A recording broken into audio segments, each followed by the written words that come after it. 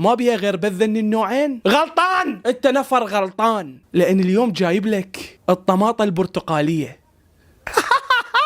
الطماطة البرتقالية، وجايب لك الطماطة الصفراء، شوفها صايرة على شكل دعبلة، وجايب لك الطماطة الحمراء الصغيرة.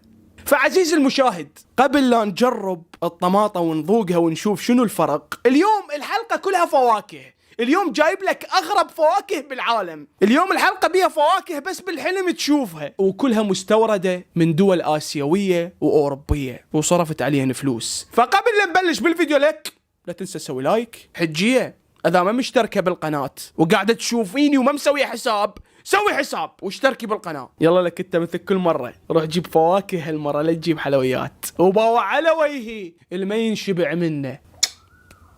اوكي شباب، خلونا نفتح الطماطة العادية ونشوف